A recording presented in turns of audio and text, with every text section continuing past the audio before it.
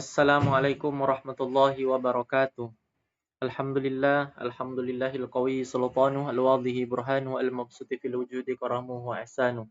Allahumma salli wa sallim wa barik ala Sayyidina Muhammad wa ala ali Sayyidina Muhammad. Bersyukur kita kepada Allah Subhanahu wa taala, hari ini kita diberikan oleh Allah Subhanahu wa taala ribuan nikmat.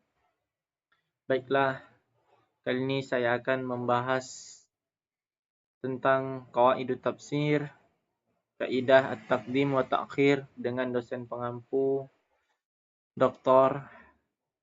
Haji Ali Mahfuz, STHI MSI di Pasca Sarjana Universitas Islam Indragiri.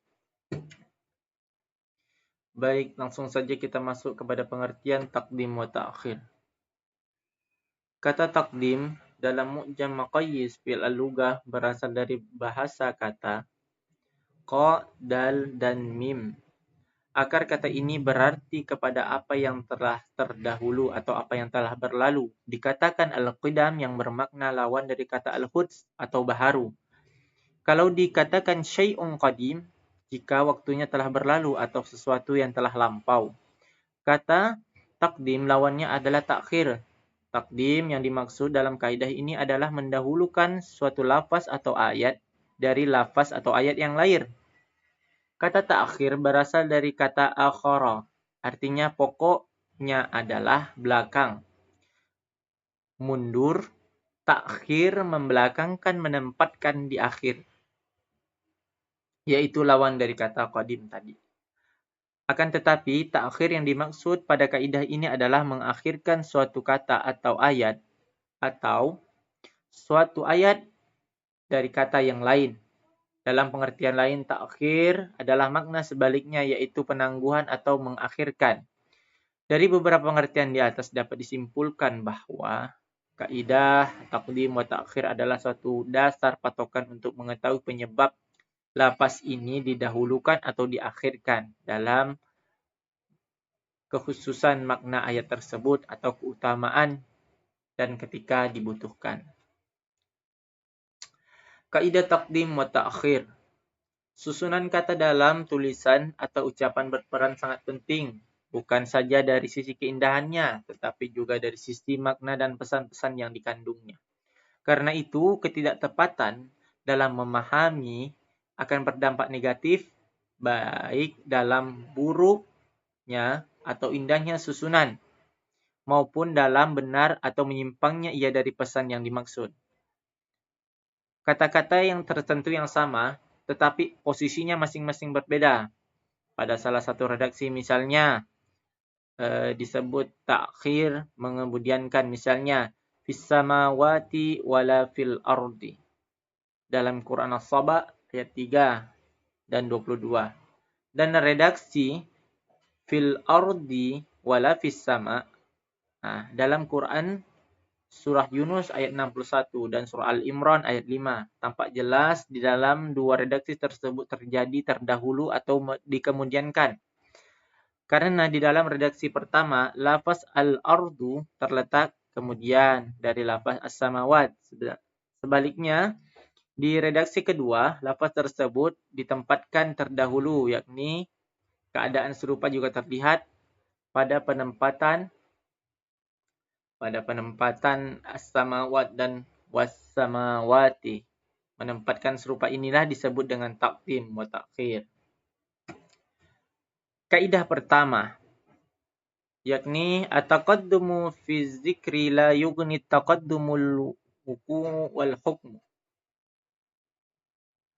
Disebutkan lebih dahulu tidak berarti terdahulu dari dalam kenyataan dan hukum.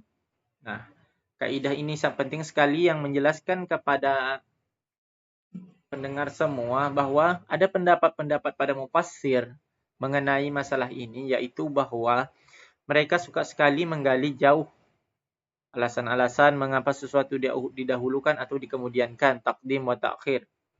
Pengalihan itu sampai ke tingkat di mana banyaknya mereka jatuh dalam pemaksaan yang tidak dibenarkan. Taqdim dan ta'khir yang terjadi dalam Al-Quran mempunyai beberapa arti. Kadang didahulukan karena beberapa alasan. Didahulukan oleh karena realitas yang memang lebih dahulu ada. Kadang didahulukan karena kemuliaannya, dan kadang didahulukan karena sulit untuk diberi penjelasan. Oleh karena itu, tidak selamanya suatu kata didahulukan karena lebih dahulu ada pada realitasnya. Penerapan kaidah ini dapat kita ambil contoh dalam Quran Surah Al-Baqarah ayat 67 dan 73 yang berbunyi, Wa iz qala Musa liqaumihi innallaha ya'murukum an tazbahu baqaratan qalu atattakhizuna khuzwan qala a'udzu billahi an akuna minal jahilin. Dan ingatlah ketika Musa berkata kepada kaumnya, Allah memerintahkan kamu agar menyembelih seekor sapi. Mereka bertanya, apakah engkau ingin menjadikan kami sebagai ejekan? Nah, dia menjawab, aku berlindung kepada Allah agar tidak termasuk orang-orang yang jahil. Nah, dalam ayat ini melanjutkan pembahasan mengenai Bani Israel, menyampaikan berbagai anugerah Allah kepada mereka, serta menegur sikap buruk yang mereka tunjukkan. Jika ayat-ayat sebelumnya membahas tentang pelanggaran hak-hak Allah secara umum, ayat berikutnya turun untuk menggambarkan kerasnya hati dan ketidaktahuan mereka tentang esensi keberagaman serta sikap yang harusnya terhadap Allah dan nabi-nabinya. Nah, dalam Quran Surah Al-Iz, wa iz qataltukum. Bismillahirrahmanirrahim. Wa iz qataltum nafsan fadara'tum fiha wallahu mukhrijum ma kuntum taktumun. Yang artinya, ingatlah ketika kamu membunuh seorang lalu kamu saling menuduh di antara kamu.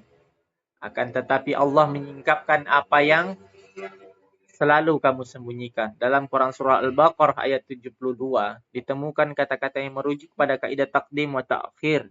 Dan takhir yang artinya tuduh-menuduh ini berarti pembunuhan yang terjadi sebelum Nabi Musa mengatakan kepada mereka perkataan tersebut. Pada masa Nabi Musa, ada seseorang terbunuh yang tidak dikenal siapa pembunuhnya oleh Bani Israel. Mereka ingin mengetahui siapa pembunuhnya untuk menghilangkan kerisauan dan tuduh-menuduh di antara mereka. Wa iz qataltum nafsan fadara'tum fiha wallahu mukhrijum ma kuntum taktumun. Dan ingatlah ketika kamu tuduh-menuduh, nah, seseorang di antara kamu tentang itu, akan tetapi Allah menyingkapkan sesuatu yang disembunyikan. Kaidah kedua, orang Arab tidak akan mendahulukan sesuatu kata kecuali apa yang mereka perhatikan.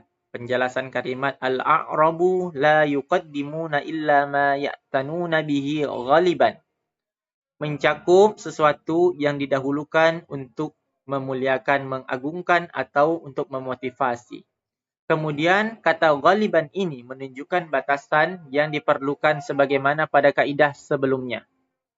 Untuk memahami lebih jauh pada kaidah ini, mari kita lihat contoh surah Al-Baqarah ayat 43 yang berbunyi wa aqimus salata wa atuz zakata warka'u ma'ar raki'in, yang artinya dan dirikanlah salat, tunaikan zakat, dan rukuklah beserta orang-orang yang rukuk.